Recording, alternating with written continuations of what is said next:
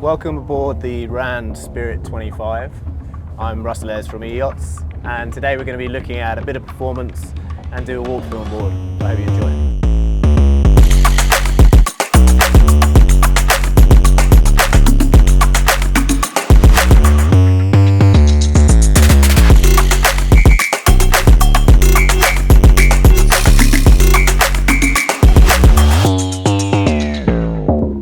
If you're not currently familiar with RAND, they're a boat manufacturer based out of Denmark. They have a mission statement, pretty unique, that they wish to be the most sustainable boating manufacturer on the planet. They currently sell the most electric boats worldwide, and their processes and ways of building, it's really unique from the rest of the industry. All the vessel hulls, they're resin infused. This creates a lighter hull, better displacement, weight distribution, less fumes. All the wood on board is Forestry Stewardship Commission. And with the eDrive technology they have, which is proprietary, they're really leading the charge into electric boating. So this is not an electric boat. This RAND Spirit 25 has a 300 Mercruiser V8, currently sitting at idle at the moment, and we're doing 0.8 litres per nautical mile. We're going along at 5.5 knots. Very comfortable out here on Pittwater. So I'm just starting to go up through the speeds. We'll do this nice and smoothly. Picking up to about 10 knots and we'll be just off the plane. We got a reading there of 0.5 litres per nautical mile. Got a bit of rise on the bow. Going to take her up now to about 15-16 knots and she should sit down on the plane. So we're very quickly up to 17 and we've gone 0.75 litres per nautical mile. The most efficient speed to distance for this boat is probably around that 26-27, which we'll head up to now. So we're probably at a slow cruising speed now, 25 knots, doing 0.74 litres per nautical mile. That's into a little bit of wash, but she sat very nicely. It's pretty fuel efficient, all in all.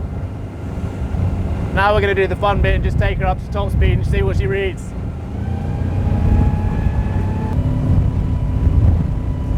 This boat should reach about 40 knots. You can see now we're about 39.2 and we're actually reading 0.5 litres per nautical mile. So she's a very efficient boat. Now we've looked at the fuel efficiency, we're just gonna throw her about a bit. We're at 25 knots at the moment.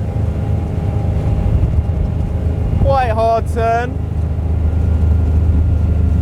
It's pretty responsive. You know, the back end is held in really nice and tightly.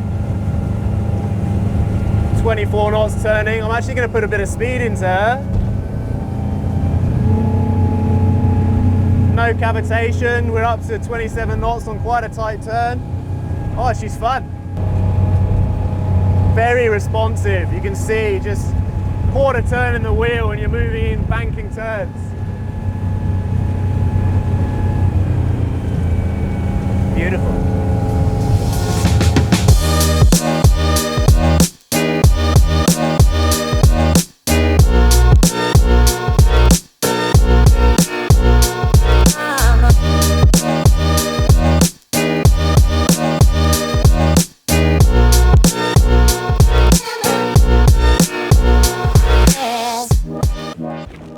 Now the beauty of this RAND is actually in its simplicity.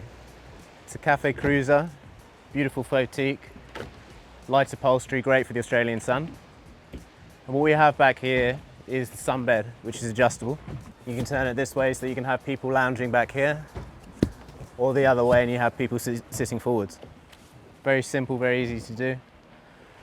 Not too much on the back deck. Flag holder. Just at the back here, under the transom, is an extendable ladder for when you're jumping out, and the transom shower on the port side. Moving around the boat, you can see all of the cleats. They pop up. Keeps this nice, smooth gunnel, really keeping in that style of the cafe cruiser. So, as I said with RAND, this one has the Mercury inboard. You can get an outboard version of this boat, but you can also get the eDrive. But I'll just show you now in the engine bay. Big 300 V8 in there. It's all extremely neat the way they've done it. It's got all the heat protection around the sides, blowers down to my right. This is just our safety kit. This boat also comes with a full sun sail. So 4 posts dotted around the corners of the boats, pop in some poles, and you've got complete shade. What you may not be able to see there, but you actually have a huge amount of storage back here. Either side of the engine. You'll see this box, they've boxed off the engine so you don't actually have to worry about things just falling in towards it. So into the center of the cockpit, you actually have this really great social area. So you can have 3 people sat back here. Beautiful teak table to sit around with inserted cup holders. And then this driver's seat swings really nicely. Seating for 6.